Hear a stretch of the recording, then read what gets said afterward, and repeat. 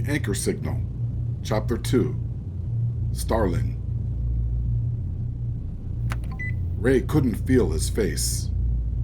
Like a rat trapped in a bucket of water, his mind writhed in a slippery emptiness, a silicone void that provided no gravity, no respiratory feedback, no hormonal backdrop, no heartbeat.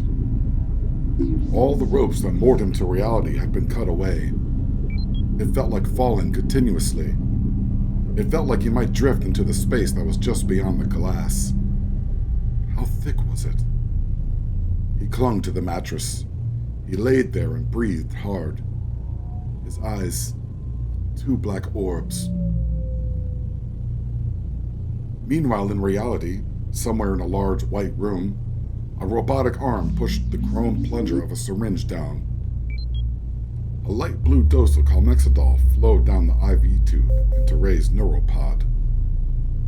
A soft chime recorded the dosage and time on the monitor. In a clean suit, an onboarding engineer checked the readings and pressed the key for another dose.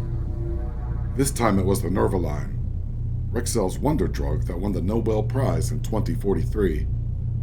This compound gave the mind a synthetic sense of weight and spatial presence within its avatar, its projection onto the quantum edge servers. The tidal surge of panic that bulged Ray's eyes and nearly swept him away into a recursive panic cycle receded with a slight hiss. He looked around in the darkness like a caged animal. Baby, it's okay," said a soft voice next to him, there in the bed. He felt the weight of her shift and her body heat. He flinched from the fingertips on his shoulder. "It's okay, it's me, Christine." Her name blew down the fluttering moth in his mind. It alighted on the edge of their conversation and focused on her for a moment. He recoiled from the apparition. The moth took off. He saw her in strobed, broken frames, the dead speaking to him. "No, it's okay. Baby, it's me, remember?" He tried to leap out of bed and run away, but his brain was no longer attached to his limbs. He collapsed. The floor, a matrix of large tiles with ancient patterns etched into their surfaces. They felt like they were covered with a skin coat of polyurethane, soft in a pleasant earth tone and somehow body temperature. The baseboard lighting, an aqua blue tone. He tried to crawl away. Christine laughed. "You haven't synced up your neural webbing yet," she said. "Come here, you." Barefoot, she padded over to him, nude and radiant, a younger version of herself. Ray looked back and said, "No." "You will remember soon enough," she said, kneeling. "Dreamforge. We signed up, remember? The Continuum. We got the Meridian package." As she spoke, his mind latched on to a word here and there. Dreamforge and Continuum and Meridian. But he still struggled with his moorings, the space beyond the glass, the dead wife talking to him. It all threw off his balance. He stopped crawling and said, "Dreamforge?" "Yes, honey, that's right, Dreamforge. You're here, in the Continuum." The calmexidol hit its full stride and flowed across the artery network that mapped Ray's brain. It kicked into third gear, stretching him out on the floor, out of his crawl. He rolled to his side and looked up at her and said, "Christine?" "Yes," she said, "it's me." "Oh my God," he said, crying. "It's you! It's you! Is it me?" He touched his face again. "Yes, baby, it's you. You're safe now." He wept while she helped him back into bed. She laid next to him for the next 30 minutes, answered his many questions, caressing him. Yes, it was a spaceship. Yes, that is space. Vega 3. She'll show him later, after he syncs with this neural web. How do I do that? The sync thing. She smiled at him seductively, looking into his eyes. Through contact, she said, touching his face, and movement. She traced his nose and pulled herself up and kissed him deeply. He responded, breathing heavily. They made love while the stars raced by and the spaceship rumbled underneath them. His strength began to return. She threw her head back and rode him against the starry background while the Nervaline completed its trace from from his medulla through his new virtual spinal cord, sacral nerve roots, and peripheral nerves, fiber optics spiraling down to his toes and back. He felt it all. Later, he would learn that Rexall had a comprehensive suite of sensory enhancers one could purchase, if one were so inclined. Optalox to see beyond the human spectrum, Aloralin to hear every whisper, Gostara to enhance the experience of eating food for those with the hunger option on. There were pages and pages of options. Back when they were much younger and more adventurous, Ray and Christine went for the full impact options. Hunger, pain, fatigue. They locked in the full experience because in their day, it was the thing to do. They recovered and laughed, marveling at their enhanced physiques. "Oh my God," said Ray. "I'm jacked." "I know," said Christine. "Look at me." "I have been. Damn, girl. Come here."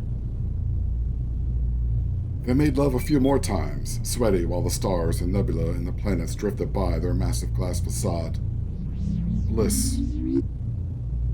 Husband and wife reunited. They laughed like giddy children under the sheets. She lit candles for them with a voice command. Each candle flame, perfect. They drifted through space. She fed him chocolates and grapes, and he marveled at their texture, their taste. They made love again. After a time in this paradise, he stared at the ceiling and said, "Show me the rest of your spaceship." "Our spaceship," she said, smiling. "We're in this race together, remember?"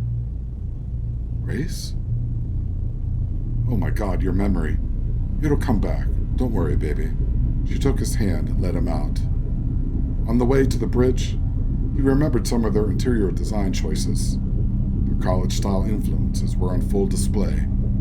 Christmas light strings, random furniture, black lights, and a fish tank. She pointed out the rooms as they walked by. Armory, med bay, reactor room, kitchen. She led him up a short staircase, polished Macaskar ebony with illuminated trim to the bridge. The room was an average size, no bigger than a guest bedroom. That's where any semblance of normalcy ended for Ray. He looked up and studied the bridge ceiling. All glass.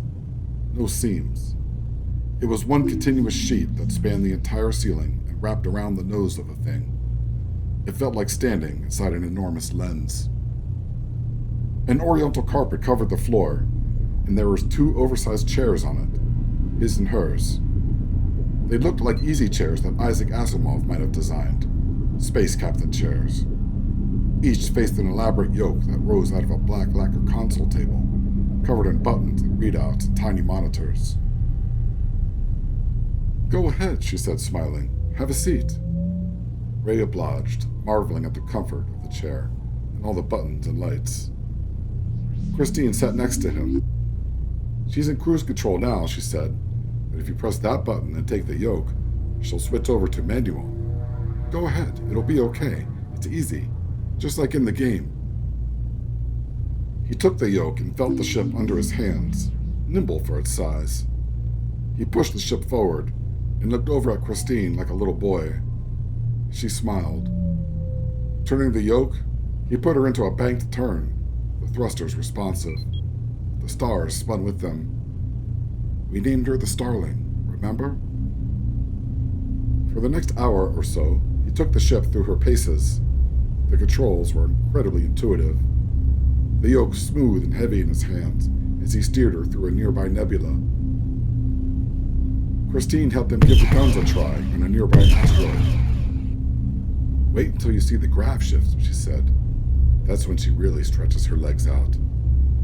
"Oh man," he said, "I can't wait. But we should do that tomorrow. I got to log out. I have work in the morning." Christine stopped and looked at him for a moment, sadness welling in her eyes. He said, "What's wrong?" "Baby, you're not logging out. You know that, right? You're here, in the continuum." "No, I don't know. What do you mean?" "Yeah, I know I'm here, but I need to log out," he said. The sad look on her face unsettled him. She glanced out the window, and a tear streamed down her face. He watched it dangle on her chin line, a clear droplet. It hung there for a moment and fell off, and when it landed on her chest, Ray realized that he was dead.